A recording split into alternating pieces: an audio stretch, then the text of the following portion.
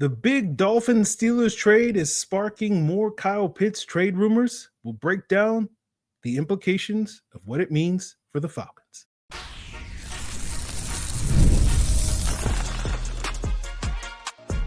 You are Locked On Falcons, your daily Atlanta Falcons podcast.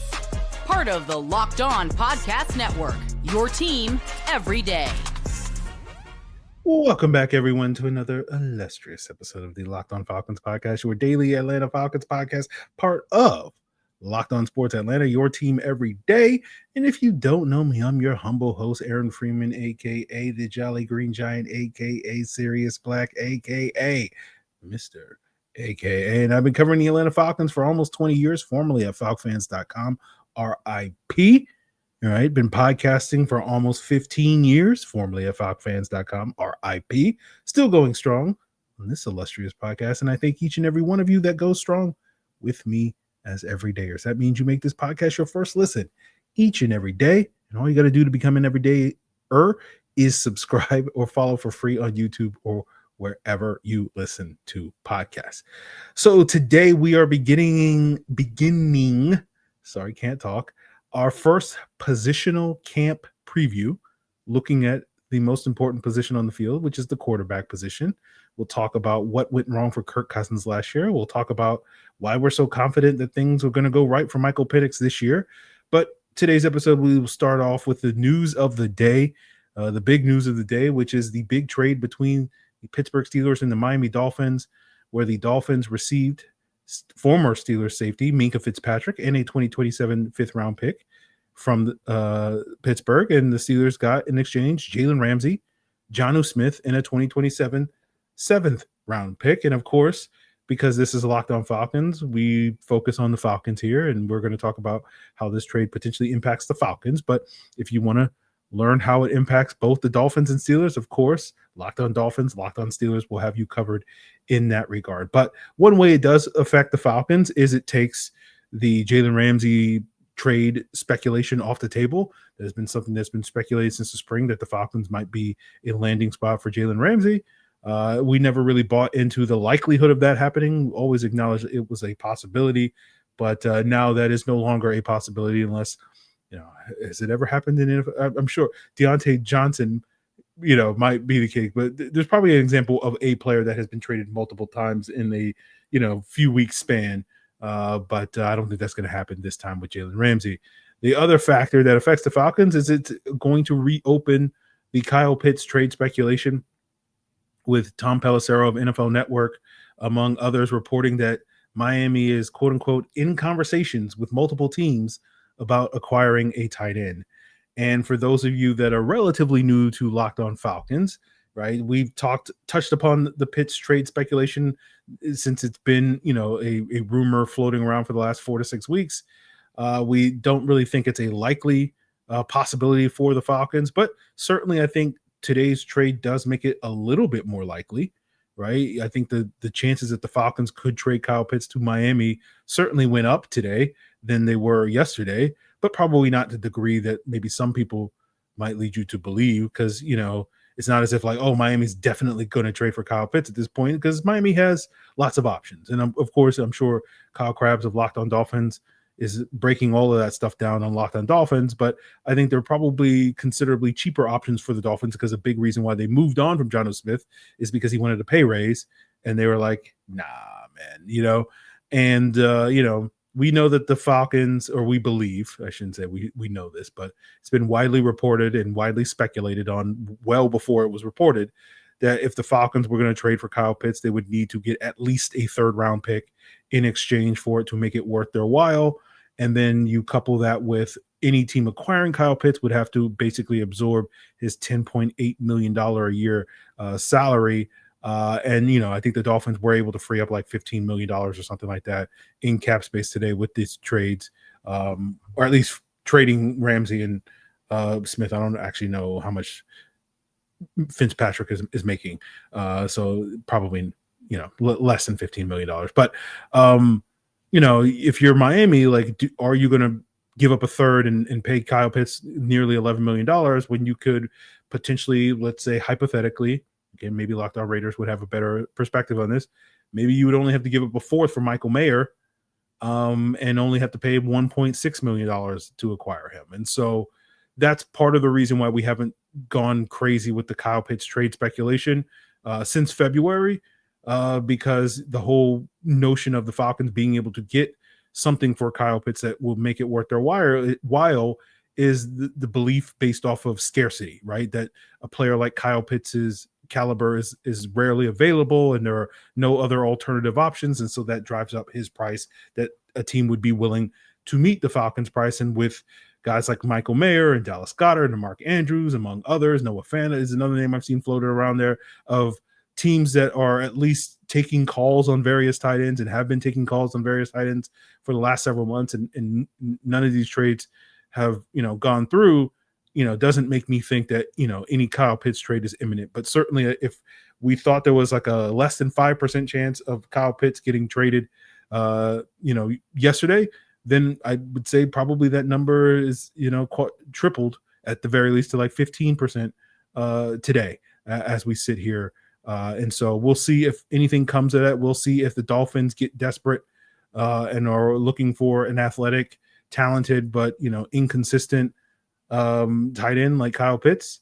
And Mike McDonald believes that, he can get the most in adding a speedy tight end like Kyle Pitts. It's a perfect blend of, already having some of the fastest wide receivers or the fastest, I don't think anybody's really arguing who's the fastest duo of wide receivers in the NFL, Jalen Waddle and Tyreek Hill versus, whoever else. So we'll see if Miami changes their perspective on it and are willing to beat the Falcons price. But as I said here today, I will say I don't think it's likely, but we'll sort of have to see. Now, the last tidbit is not Falcons related that I want to add, is Steelers related. I can't believe the Steelers are letting Arthur Smith get away with this. And I say that as someone who is not a Arthur Smith hater, like a lot of Falcon fans, as most fandoms are when it comes to people that used to be employed by their favorite teams. They always think those people are the worst people alive. And I don't tend to think that way. My opinions of you guys know me. I don't typically have the highest opinions of people while they're employed by the Atlanta Falcons. And so therefore my opinions don't typically change just because they're no longer with the team, while everybody else will sit here and be like, this is the greatest player ever. And then when the minute they cut, fire, or trade that guy, they're like, this guy was terrible. And it's just like, you go from one extreme. So I'm just like, I'm always, meh on the players all the time. I stay even keeled, baby. But I say that because I want to make it clear, this is not sour grapes, but this tight end centric offense that Arthur Smith is clearly building in Pittsburgh, that he tried to build in Atlanta. I just why are the Steelers falling for this? I don't understand. Granted, it probably will be a better version of that than the offense that we ran in 2023 with the Falcons. We're running multiple tight ends on the field over 60% of the time. Then it will, because you have, even if you don't think Aaron Rodgers is that good anymore, he's probably better than Desmond Ridder was in 2023. And, the Steelers, the big issue with the Falcons was that they were so slow playing with all those big bodies. And the Steelers do have more speed at the wide receiver position. The Falcons just had Van Jefferson and Scotty Miller, and the Steelers at least have DK Metcalf in addition to Scotty Miller, Calvin Austin, and Roman Wilson. So it's probably going to work better than it did in Atlanta, but I don't understand how the Steelers got duped by Arthur Smith into thinking it's going to work. That just we're just going to put 13 personnel and 12 personnel and 23 personnel with Pat Freiermuth and Jonnu Smith and Connor Hayward and Darnell Washington, and we're and those guys with DK Metcalf is going to be an incredible offense. And it's just when you need a guy that can pull, it's just the Steelers are in a room being there's a bunch of levers and they're just pulling levers and we're doing stuff, and it's but you're not going to make it work. So I don't get it. But Steelers going to do their thing. They'll figure out a way because of their defense to go 9-8. Although there's speculation about a TJ Watt trade. Although again, good luck. good luck, Pittsburgh, if you're going to trade away. I don't think Arthur. Before today, I would have said I don't think Arthur Smith has that much saying power in the Steelers personnel moves based off of they'll throw him a bone and sign like Scotty Miller, who's like their wide receiver 5, or Michael Pruitt, who was their wide receiver or their tight end 4 last year or whatever, and Cordero Patterson, who's like their RB3. Like, yeah, back end players, Arthur Smith has a say in those guys, but in terms of major moves, but it does feel like the Steelers are giving him the keys to the kingdom or whatever, and it's just like, all right, he's going to lead that team astray, but we'll see how it all works out. So I'm just baffled by this. Like, we're just going to quadruple down on tight ends, and that's going to save our offense. That's going to elevate our offense, and I'm just like, all right, man, I've seen that movie before, and I know how it ends. So we'll see if we get a twist ending in this year in Pittsburgh. But well, that is where we'll leave the news of the day. We'll get into the subject of the day, which is, the beginning of the next 3 weeks, we'll be sprinkling in a lot of positional breakdowns, looking at each position group and talk about, some key camp battles, some expectations for the season. And of course, we got to start that with the quarterback position, not really because there's any positional battles. There's a clear hierarchy, 1, 2, 3, 4 at that position, but there certainly still is a lot at stake at the quarterback position. And we'll start with why Michael Penix can be and hopefully will be this team's franchise quarterback as we continue today's Locked On Falcons. So, have you ever wished that managing your money felt a little bit easier? But with Monarch Money, it can. Whether you're growing your savings or planning a big purchase, Monarch is going to put you in the driver's seat. It's like having your own personal CFO, giving you full visibility and control over your finances. Monarch Money isn't just a budgeting app. It's a complete financial command center. And you can track all your accounts, investments, and spending in one place. So in addition to managing your money, you're actually building wealth. Locked On has been very good to me these last few years, and I'm in the best spot financially that I've been in a very long time. But I want to stay in a good place, and managing my spending a little bit better, saving money, building budgets, and sticking to those things. Those are all goals of mine. And Monarch Money is another tool that's going to help me reach those financial goals. And you can reach yours and take control of your finances with Monarch Money by using code LOCKEDONNFL at monarchmoney.com for 50% off your first year. That's monarchmoney.com, code LOCKEDONNFL for half off your first year. So as we said at the beginning of the offseason, the Falcons are putting their chips on we have a new quarterback, and that's going to save us this year. And this has been the same bet that the Falcons have been making now for 3 years in a row. But this time, it's going to be different. And we'll talk about why it could be. And I think the main argument is that, of these bets that the Falcons have made, whether it's Desmond Ridder being an upgrade over Marcus Mariota or Kirk Cousins being an upgrade over Desmond Ridder, I think you can make a pretty compelling argument, and I will proceed to at least, dip my toe in that argument on today's episode, that Michael Penix is the best bet that they have made at the quarterback position. All right, simply from the standpoint that he has the right combination of mental and physical abilities, right?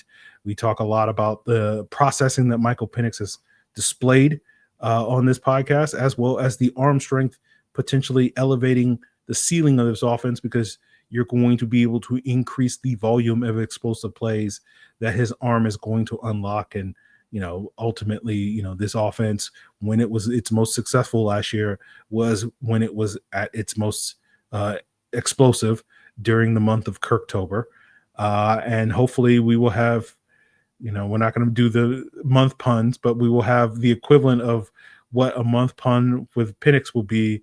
And instead of getting 1 month of that, like we did with Kirk Cousins last year, we'll get 4+ months of that with Michael Penix. And, as the season, as we get closer to the season, we'll probably spend more time talking about the sort of specific ways that Penix can elevate this offense, because he's able to hit this throw or this concept better than his predecessors. But today we'll just keep it mostly vague, because, it goes back to a conversation, I believe it was last week or 2 weeks ago. I can't remember. They all blur together. But a listener, a Locked On Falcons Insider, asked, he sort of, where do you reevaluate Penix a year after? Where were you wrong? Where were you right? And a lot of the comments on that video were apoplectic, as they say, over some of the things I said about Michael Penix's arms, because I basically said, there's probably a dozen or more quarterbacks currently in the NFL that have comparable or better arms than Michael Penix, and people got very upset with that. And I stand by that statement. even though I know it's a very unpopular take. And, I think a big reason why people push back against that so heavily, because you see that one throw he made to Kadero Hodge early in that game, that whole shot that he made for 24 yards to Kadero Hodge. And that was an absolute laser of a throw. And people were like, I've never seen anybody else throw the ball like that. And so clearly he has the best arm that's ever existed in the history of the sports. But I always say, it's one play. Let's not take one play out of context. I remember people when tried to take one play from Hayden Hurst out of context 5 years ago and like, this is a different type of tight end that Matt Ryan's never had before, because Austin Hooper's never ran for a 60-yard touchdown like Hayden Hurst did that one time against the Bills in 2019 or whenever it was. And it's like, it's one play. But, if we're just looking at one play, we're lining up all the quarterbacks and saying, hey, put all the mustard that you can possibly put on this throw, for one throw, Penix probably could win that competition, right? He has all the mustard. He has the Bijan mustard, the Dijon mustard, the yellow mustard, the stone ground mustard, the honey mustard, the spicy brown mustard. And you know what country loves their mustard more than any other country probably in the entire world? Yes, the great state of Germany. Yes, Michael Penix is going to fit so well this year, going to Germany and getting all the mustard on all those footballs. You're like, when is the accent coming back, Aaron? And it's like, yeah, I'm gonna sprinkle it in all summer long. I'm just gonna veer the conversation to anytime I can talk about German stuff. I'm just going to do so between now and that Colts game this upcoming season. So be prepared for that. That's what I just want to give you that heads up. We're doing all our accent work here on the Locked On Falcons podcast. But to me, that one play that we talk about with the Carolina Panthers getting back on track is, to me, more so that was impressive to me on that play, and that was not the arm strength he showed on the play, although that arm strength certainly had a lot of mustard on it, the delicious German mustard.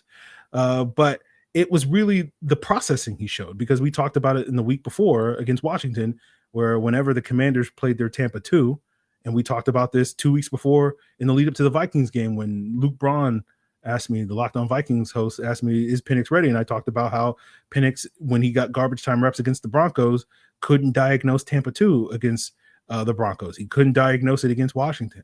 And then that Kadero Hodge throw that we're talking about with all the mustard on, that was him diagnosing Tampa 2. And he showed several times in that Carolina game that he could diagnose and pick apart Tampa 2. And that, to me, is why that throw is impressive, not more so than the arm strength, was what it signals of the processing of Penix, going from something that was a weakness 1 week or was a weakness for a month when he got on the field to something that no longer was a weakness. And when you start to think about the applications of that, that's where it matters, right? Because it's like, whether you think Penix has an A+ arm or B+ arm or whatever, to me, 97% of the time, it doesn't really make that much of a difference whether your arm strength is on that level. Whether you think Penix has the strongest arm or the 15th strongest arm in the NFL doesn't matter the vast majority of the time. But I guarantee you that your ability to be able to diagnose what defenses are coming or throwing at you is going to matter, far more than 3% of the time, right? Where your arm strength matters, right? And so, I think the arm strength is an important part of the equation of why we talk about the potential of this offense and elevating the explosive potential of the offense. But, don't get too caught up in where Penix's arm strength ranks. Like, that's mostly inconsequential is what I'll say. And again, this upcoming season, when we talk about Penix, the processor, that's where we really are, or at least for me, what gets me really excited, because, that was something that we hoped for with Desmond Ridder and Kirk Cousins. We didn't get that with Ridder. It's not to say Kirk wasn't a good processor, but Kirk just brings a little bit too much chaos to the equation. And we're hoping that Penix's cool, calm demeanor, right, is a lot less chaotic for this Falcons offense. And you couple that with his ability to get better after each game and each start, and that ability to be able to process things that he was struggling with 1 week and then being able to solve it with extreme prejudice the following week. That, when you look at that gets you excited, right? It's very reminiscent, I think, a lot of Matt Ryan during his prime, where Matt Ryan would get some criticism from certain corners of the fan base after a poor showing, but rarely did you ever see Matt Ryan put together 2 back-to-back poor performances.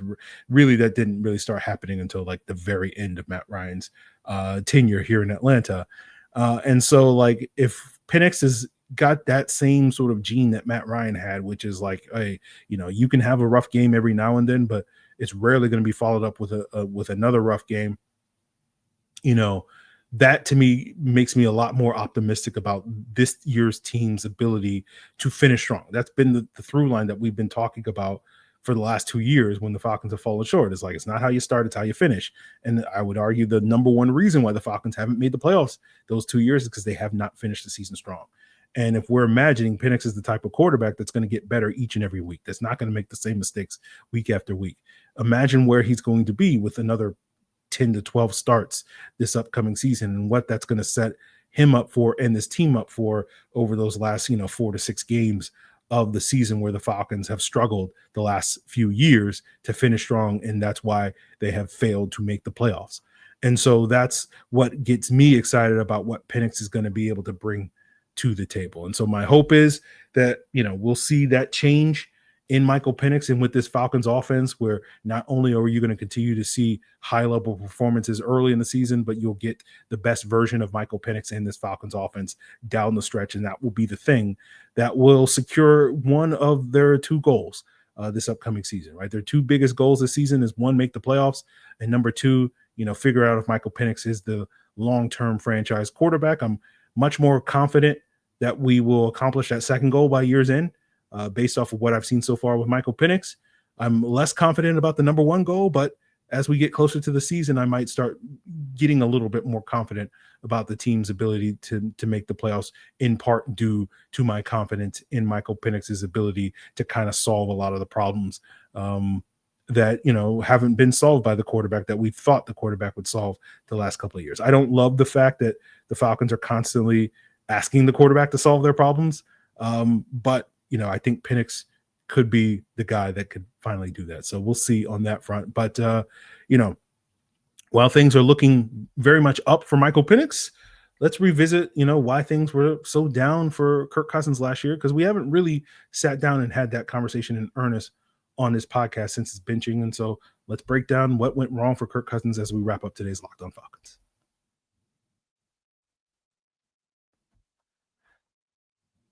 So last February, before the Falcons signed Kirk Cousins, we spent a lot of time on this podcast explaining why the Falcons were going to sign Kirk Cousins. Got called all types of names for that one. But, a lot of that pushback at the time was because the worry about Kirk being at his age, coming off the Achilles injury. And, I didn't expect it to be as detrimental as it was, right? And again, that's part of the reason why I put probably more blame on Zach Robinson. Again, not to absolve Kirk of any issues, but to me, it was going to be, as we got closer to the season, it was important that the play caller, as in February, it didn't feel like Kirk's, we don't know what Kirk's injury is going to be, and he might be just fine. As we got closer to the season, it's like, I don't know if Kirk's I don't know if Kirk is going to be as healthy as we ideally would want him to be. And so it's going to be important for the play caller to try to mitigate whatever Kirk's limitations are from a mobility and arm strength standpoint, so that it's not to build a offensive system that's going to allow the quarterback to succeed despite being limited in those areas. And certainly we can debate whether Zach Robinson was able to accomplish that. I don't think he did, but the main reason being, like, Kirk spent a decade in the NFL basically being a very accomplished passer when it came to the play action based passing attack, and the Falcons to basically just kind of throw the play action passing attack out of their offense, to me, was not a good strategy. Now, of course, the pushback is that, Zach Robinson had to do that because of the limitations of Kirk Cousins. I don't quite agree with that, but certainly there's a kernel of truth to that. And, if that was the case, truly the case, then we would have seen this play action passing attack truly come to life once Michael Penix got inserted in the lineup. We didn't quite see that. There were flashes of brilliance in those final 3 games, certainly more flashes relative to those 3 games than we had seen from Kirk over the previous 14 games. And so you're hoping that this year we won't just get, flashes. We'll get, sustained light, so to speak, instead of a flash, we'll get the sun or something like that. I don't know. I'm not good with metaphors and analogies, guys. But, when it came to Kirk, though, basically the analogy I used in the past was the unseasoned chicken when it came to the play action passing attack. And, it was just raw chicken in its natural juices when Kirk was operating the quarterback when it came to the play action. And at least in those final 3 games, like Zach was at least using a little bit of salt and pepper to at least season the chicken a little bit, if you ask me. But Kirk's injury did limit his mobility to a much greater degree than we hoped it would. It limited his ability to drive the football at times, limiting an arm strength. And then he had the in-season injury in week 10 against the Saints that also limited him even further. Now I don't think that injury was the primary cause to his downturn in play after that stretch, because to me, the primary cause of Kirk playing so poorly over those final 4 games was just poor decision making. And certainly I think the injury was a contributing factor to that and probably led to him pressing more than he should have.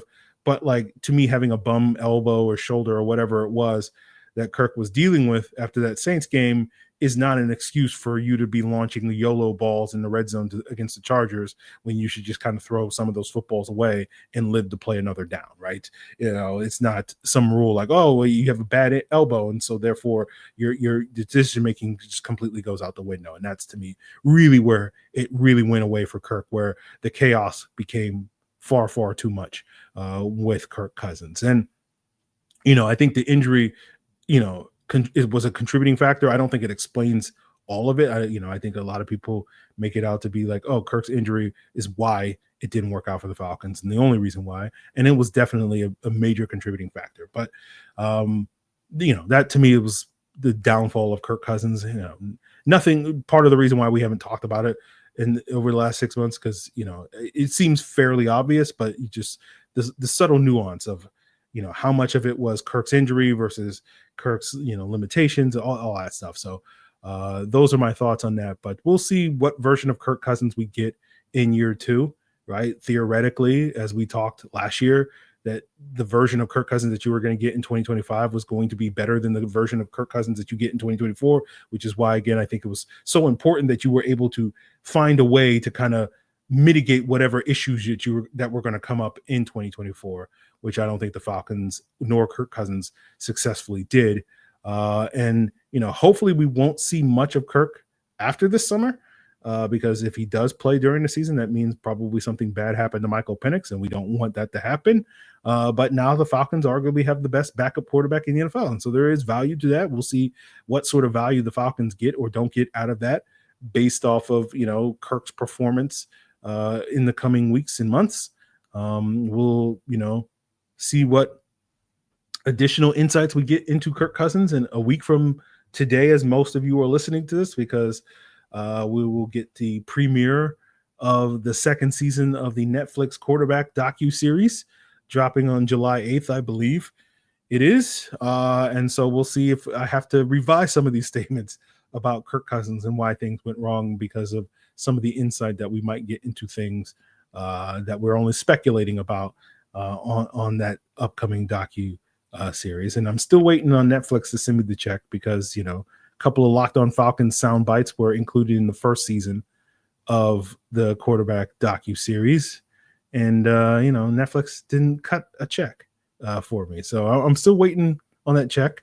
Netflix, let me know, where to find me. LockedOnFalcons@mail.com is where you can hit me up for that. But we'll see what, Kirk winds up being. I'm sure this is not the last time we talk about Kirk Cousins, but hopefully this is the last time we talk about the 2024 version of Kirk Cousins. And now we can hopefully focus on more positive things in 2025. Now, as for the rest of the quarterback position, we'll see what happens with Easton Stick and Emory Jones later this summer. I think we'll see quite a bit of them in the preseason games. I think Stick is the front runner to be the QB3. And because of the ever-present potential of Kirk Cousins getting traded, again, if you're new to the podcast, we believe there is a greater than 0% chance of Kirk Cousins getting traded, but we also believe in I'm using the royal we, myself and my ego, as the we that I'm talking about, less than 1% chance that Kirk gets traded. So it's not high that Kirk gets traded. It's very likely at this stage that Kirk is a Falcon, but we'll see, if anything changes in between now and in the beginning of November when the trade deadline happens. But because of that ever-present possibility, even if it's a low possibility, it makes sense that the Falcons will probably wind up keeping 3 quarterbacks on their roster just in case they wind up moving Kirk at some point in the later day and they have their ready-made QB2. Now, is Easton Stick the answer for that? We'll have to sort of see about both him and Emory Jones. It's possible that Emory Jones could beat Easton Stick for that QB3 job this summer if he outproduces him in camp and in training camp. And so, I don't know how much else we say about Easton Stick and Emory Jones between now and August 8th, because August 8th is when the Falcons play the Detroit Lions, and that's their first preseason game. And to me, Easton Stick and Emory Jones will be a topic of conversation when we talk about the preseason games, because they're very likely to play the bulk of the preseason snaps, probably combined over 80% of the snaps. It's just a question of, will we get, some of Penix and some of Kirk this summer? We'll have to sort of see. But that will be a topic that we can save for 5 weeks, right? It's just, Easton Stick and Emory Jones conversations just aren't that compelling or engaging at this point in time. But maybe, they make them a little bit more compelling or engaging as the summer unfolds. So tomorrow we should be back with our breakdown of the running back position and talk about sort of we talk about no notes when it comes to how good Bijan Robinson and Tyler Algier were last year. We'll add some notes on tomorrow's episode. So look forward to that as we continue these positional breakdowns. And yeah, we'll see. So more in store for you here on Locked On Falcons. So continue to make us your first listen by subscribing or following for free on YouTube or wherever you listen to podcasts. And for your second listen, check out the Locked On NFL Scouting podcast.